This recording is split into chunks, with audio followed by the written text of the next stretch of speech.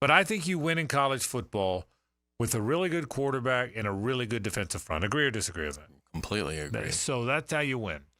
So Florida loses this guy, Jamari Lyons. Now, he was a backup, but in the tackle spot, you rotate. They're expecting to rotate Cam Jackson, Joey Slackman, Caleb Banks, and Jamari Lyons, those four guys into those two spots.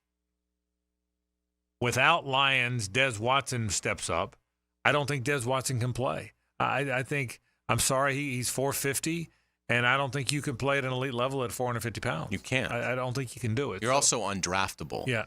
So right. why they haven't been able to get that message to him that, look, if you want to play at the next level, you've got to lose 80 pounds. Why that message hasn't resonated is a complete failure of their coaching staff and strength and conditioning program. So as we sit here, for me, I don't know that the defensive line's very good. I think there's a lot. Justice Boone comes back after being hurt, but I think their best player was Princely Umanmielen, who's now at Ole Miss. I thought he would have been their best defensive player, certainly their best defensive lineman. He's gone. Boone hadn't played in a year. Cam Jackson has never showed me much. Caleb Banks has never showed me much. I do think Kelby Collins and TJ Searcy and some of those young guys will step up. But that's the group I worry. That's the one spot, other than key guys. Mertz is first. Trey Wilson's right there. But other than Montrell Johnson, who did get hurt. There's a handful of key guys. But other than that, the position I didn't think they could lose guys is the defensive front. That's what if Florida's 5-7, and by the way, Florida's 5-7, and in 2025 that Billy Napier is the receivers coach at Auburn, it'll be because of stuff like this. Yeah. That's kind of the point. Well, yeah, because while Jamari Lyons, doesn't appear to be like a superstar, you are counting on him as part of the rotation, and you still have 12 of these games to get through.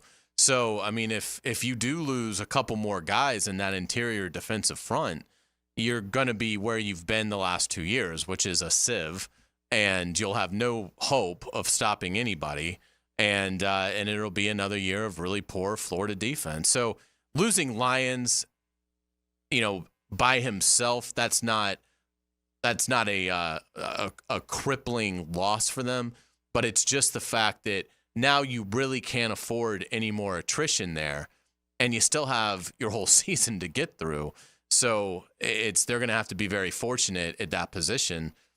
I agree. I mean, you look at their defensive front. I mean, hopefully this, Joey Slackman can come in and be an impactful player for them. I would agree with your evaluation of Jackson and Banks. Watson is a guy that, I mean, to be honest, he shouldn't. If Florida was Florida, he wouldn't even be on the roster. That's the reality. So he wouldn't be on the roster. Yeah, and you can't expect a player like L.J. McCray to come in and be a impactful, true freshman defensive lineman. It's just not going to happen. You just can't ask it. Just like last year, it was unfair to ask Collins and Searcy to do it. They did some good things at times, but you're just not going to have the consistency that you need to have and the physicality to beat good teams. And so, yeah, it's a concern for a defense that is really trying to just find its way to mediocrity.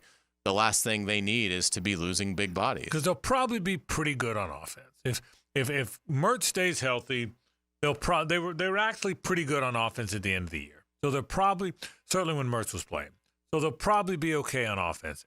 It is just such an important year to not have any of that stuff go wrong. Because again, they got a young team, but I'll say it again: if you fire Billy Napier, I am 100% convinced you lose DJ Lagway.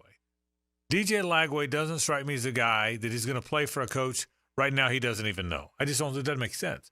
He was heavily recruited by a lot of other good teams, and the minute Billy Napier is no longer the Florida coach, I think Team Lagway is going to say, let me go play for a coach I know like I was here. Don't you think? Without a doubt. I think, and I don't follow recruiting. Who did he pick Florida I would say over? Texas A&M and USC would probably be the two that would make the most sense for Lagway. Okay. Well, if Lincoln Riley was recruiting him, and Lincoln Riley's the coach next year too, and Billy Napier's not, why would he not go there? Texas A&M is a little different because that staff didn't recruit him either.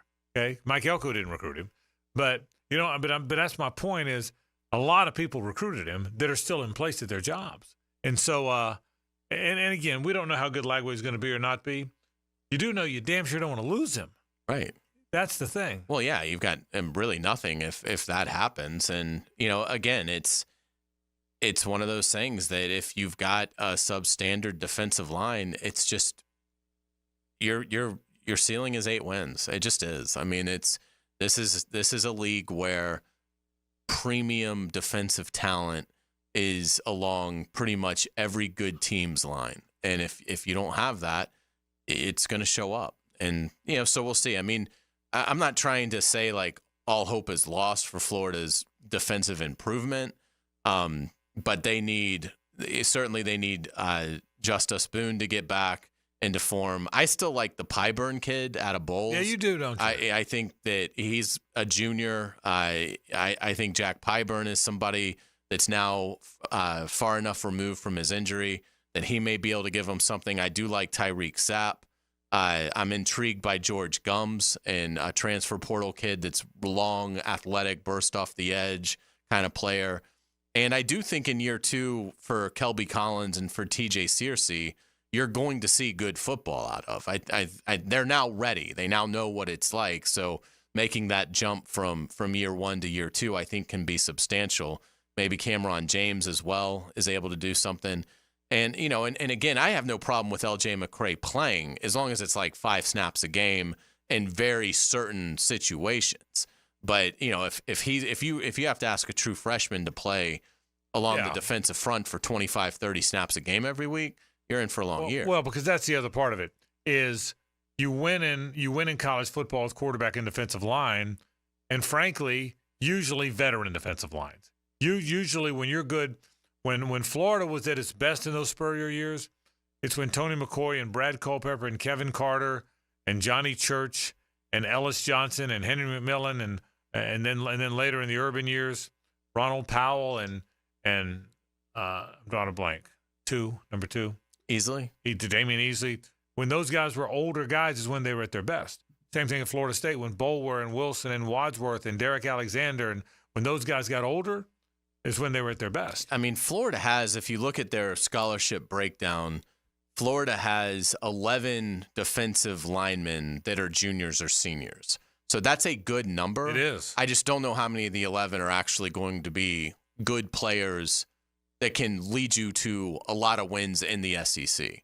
But it is a much older team than what it has been, and hopefully that will help carry them through to some improvement.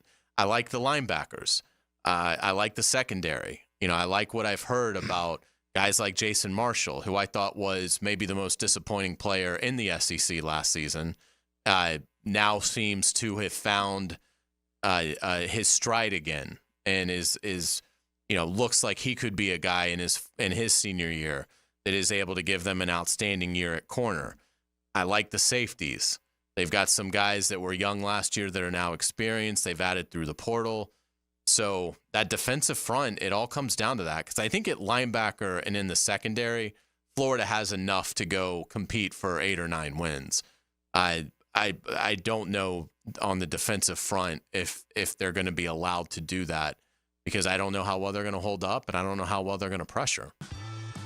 Hey guys, Taylor Dahl here. Thanks so much for checking out our 1010XL Florida Gators page. If you're looking for more Florida content, subscribe now. But if you're looking for some professional football, NFL content, head over to our 1010XL Jaguars page.